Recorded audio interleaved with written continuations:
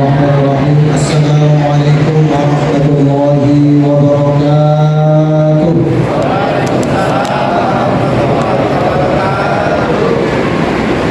Alhamdulillahilladzi ja'ala Ramadan syahra siyam wa syahra mubarak.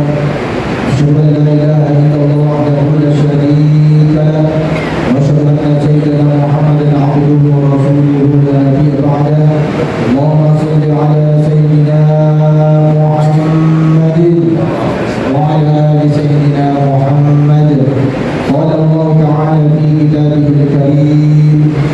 Bismillahirrahmanirrahim.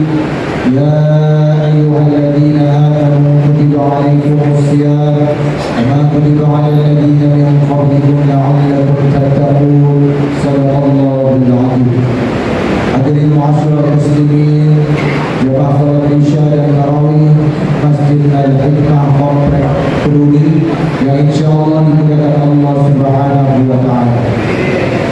Pertama-tama marilah kita bersyukur kepada Allah Subhanahu wa taala yang mana alhamdulillah pada malam yang ketiga Ramadan ini di tengah hujan deras yang sedang diberikan oleh Allah Subhanahu wa taala, itu nikmat yang sangat besar yang Allah berikan kepada kita.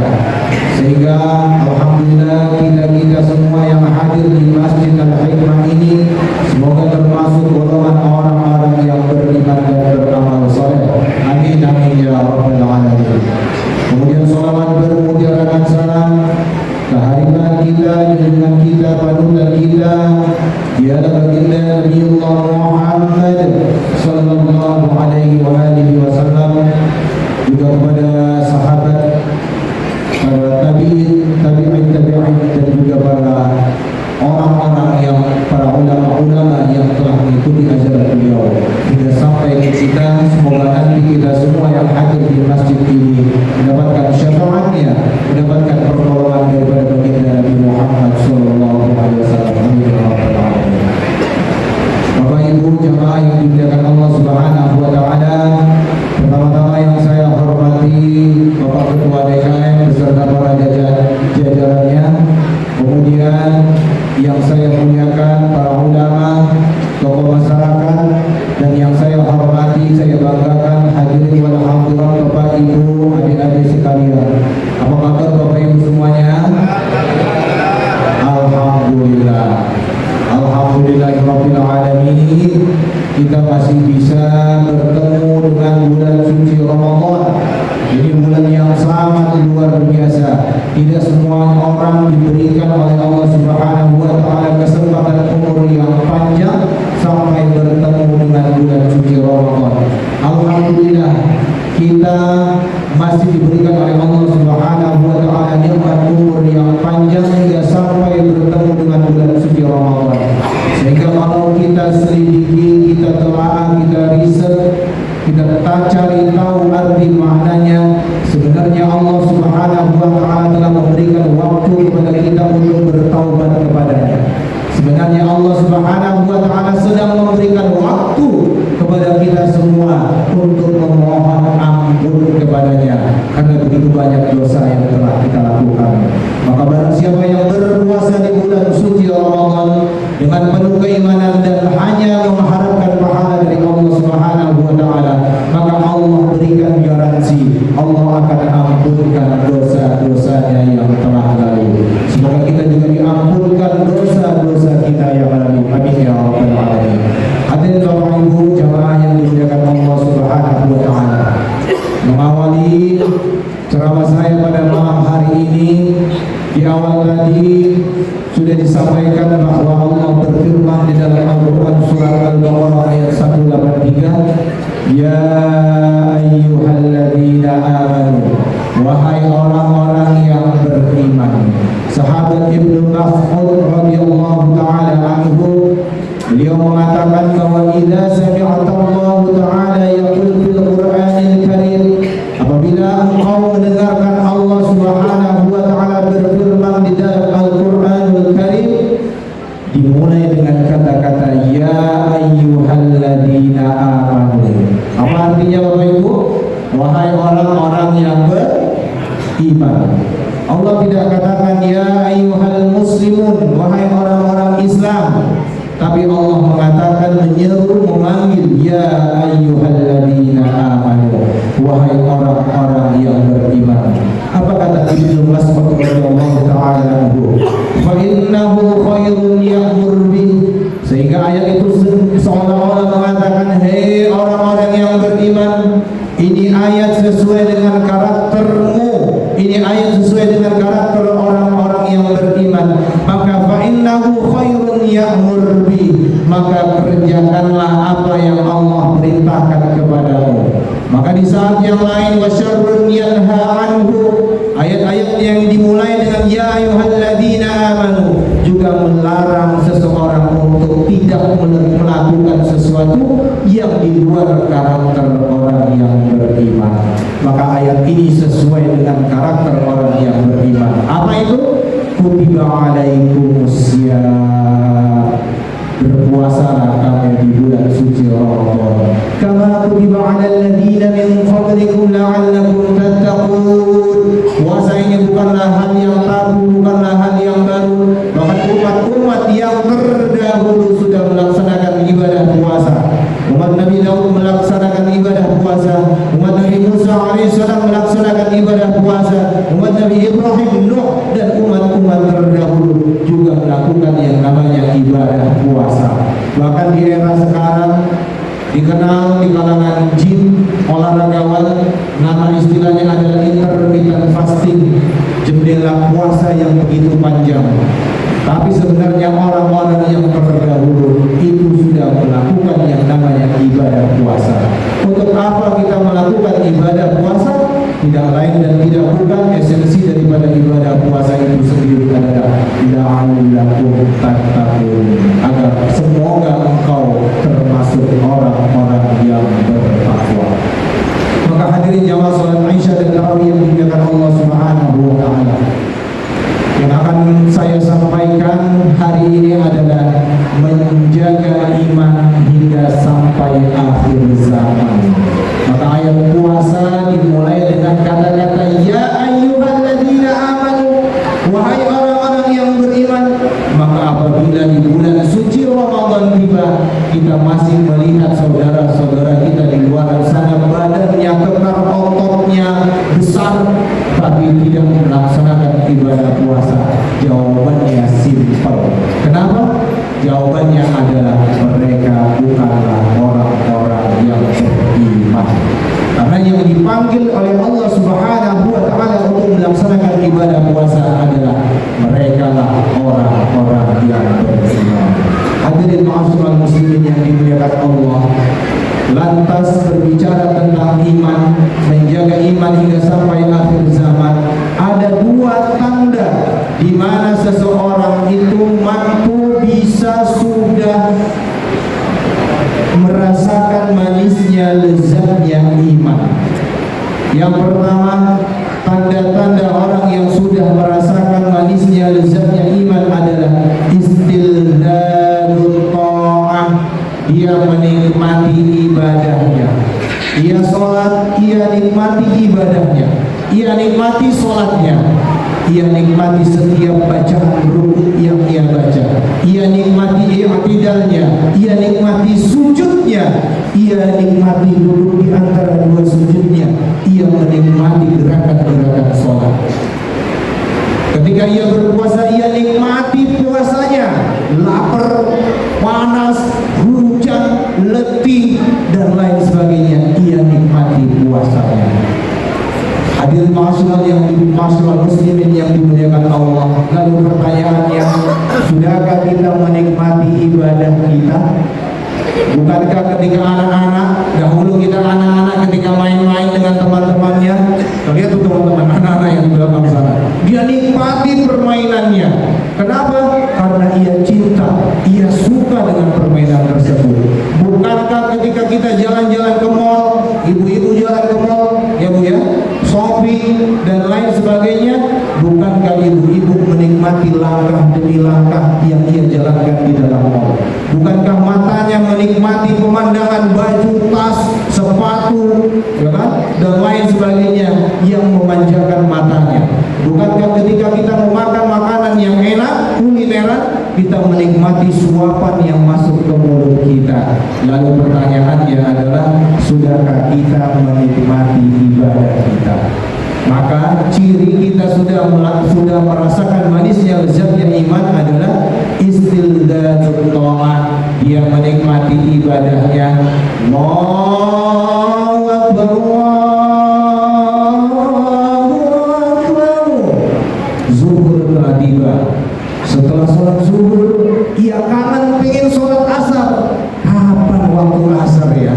Kagak Allahu Akbar, Allahu Akbar. Buset, udah azan ini. Nah, dia tidak menikmati ibadahnya. Maka ciri yang kedua, orang yang sudah merasakan manisnya lezatnya iman adalah tahmilul masyaqqah fi ridallahi azza wa jalla. Dia rela bercapek-capek, dia rela letih lelah, mengorbankan tenaga jiwa dan raganya untuk apa? Untuk mencapai ridho Allah. Kagak apa-apa gua capek dah. Kenapa capeknya untuk Allah? Bu, puasa lapar orang bu? Jujur lah. Puasa lapar nggak bu? Lapar, tapi nggak apa-apa. Laparnya untuk Allah. Sholat tarawih capek nggak pak? Letih? Nggak apa-apa capek, tapi capeknya itu untuk Allah. Tahmilul masyaqqah fi ridallahi azza wa jalla. Bangun tengah malam ngantuk, letih, capek, ya kan? Tapi nggak apa-apa, kita bangun tengah malam untuk Allah. Begitulah orang yang telah merasakan manisnya lezatnya beriman. Lalu pertanyaan yang berikutnya, Ustaz, bagaimana caranya agar kita bisa menikmati ibadah kita, Ustaz? Bagaimana caranya, Ustaz, agar kita rela, agar kita bisa bercapek-capek, letih, lelah, lesu, tapi hanya untuk Allah tetap kita kerjakan, Ustaz? Maka caranya ada 3. Di dalam kitab Riyadhus Shalihin dijelaskan bahwa di dalam hadis Rasulullah SAW, an Anas radhiyallahu anhu, dari Anas radhiyallahu anhu, anin Nabi sallallahu alaihi wasallam, salatun man kunna bihi wajada bihinna halawatal iman. Ada 3 cara apabila seseorang ingin merasakan manisnya lezatnya beriman. Cara yang pertama adalah an yakuna Allah wa rasuluhu ahabba ilaihi mimma siwahuma. Ia mencintai Allah Subhanahu wa ta'ala dan Rasulnya melebihi apapun. Jadi tidak ada yang bisa mengalahkan cintanya kecuali cintanya kepada Allah dan Rasulnya.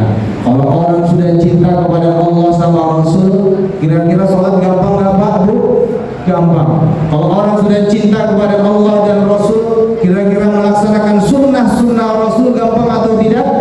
Gampang. Kalau orang sudah cinta kepada Allah dan Rasulnya, maka sedekah pun begitu ringan tangannya, tidak berat. Begitulah orang yang mencintai Allah dan Rasulnya melebihi apapun yang ada di dunia ini. Begitulah caranya. Lalu yang kedua, cara yang kedua adalah wa an yuhibbul mar'a la yuhibbuhu illa lillah. Ustaz, kalau begitu kita nggak boleh cinta sama anak, sama orang tua, sama istri, sama suami dong Ustaz? Boleh. Tapi apa? Wa an yuhibbul mar'a la yuhibbuhu illa billah. Jikalau ia mencintai segala sesuatu, tidaklah ia mencintainya kecuali karena Allah Subhanahu wa ta'ala.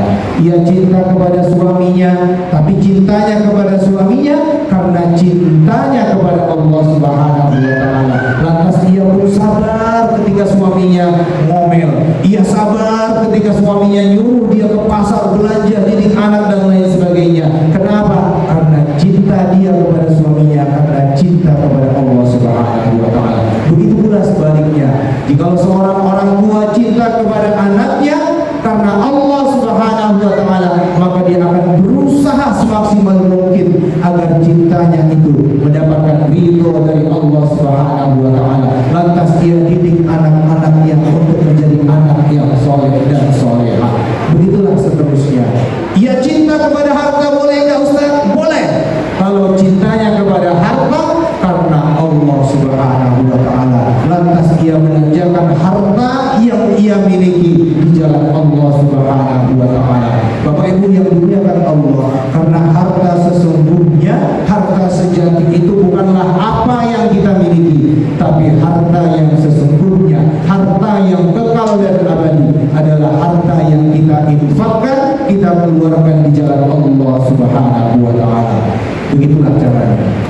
Lalu yang terakhir, cara yang ketiga, agar kita bisa menikmati ibadah kita, agar kita rela berkorban diri kita, capek, letih, lelah hanya untuk mengharap ridha Allah. Cara yang ketiga adalah wa an yakraha an yauda fil kufr ba'da an anqadhahu Allah minhu kama yakrahu an yu'dhaba fin nar. Ia benci kembali untuk melakukan maksiat kepada Allah Subhanahu wa taala karena ia sudah taubatan nasuha. Ia taubat sebenar-benarnya taubat kepada Allah. Ia mohon ampun kepada Allah. Ia beristighfar kepada Allah. Ia berjanji tidak akan mengulangi kesalahan dosa yang sama di masa lalu karena sekarang ia sudah merasakan manisnya, lezatnya beriman kepada Allah. Jadi bukan tomat. Apa itu? Tobat pagi tobat, sore kumat. Ada orang yang begitu tuh, paginya tobat, malamnya kumat, malamnya tobat, nangis ya Allah, besok judi lagi. Itu namanya tobat. Malam tobat, pagi kumat, pagi tobat, malam kumat. Jadi tidak, ini taubatan nasuha. Ia benci kembali untuk bermaksiat kepada Allah. Lantas ia istiqomah, ia pertahankan imannya hingga sampai akhir zaman. Begitulah caranya. Maka hadirin yang dimuliakan Allah Subhanahu wa taala, sebagai penutup, mari jaga iman kita di bulan suci Ramadan ini hingga sampai akhir Ramadan. Bahkan bukan sampai akhir Ramadan saja, marilah sama-sama kita jaga iman kita ini hingga sampai sakaratul maut. Karena hari ini kita sholat, kita puasa, kita sedekah, kita zakat, itu latihan saja. Kapan tanding sebenarnya? Yaitu pada saat sakaratul maut. Itulah pertandingan yang sesungguhnya. Sakar itu artinya mabuk, Bapak Ibu.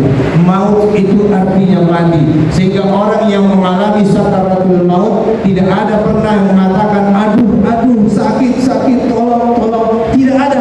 Kenapa? Karena saking sakitnya itu sakaratul maut. Batang otak manusia tidak mampu memproyeksikan kata sakit. Karena begitu berluar biasanya rasa sakit nanti pada saat sakaratul maut. Maka kita mohon kepada Allah Subhanahu wa taala akan sakaratul maut kita dimudahkan oleh Allah Subhanahu wa taala. Wan nasyitati nashta, malaikat mengambilnya dengan sangat lembut dan sangat halus. Siapa dia?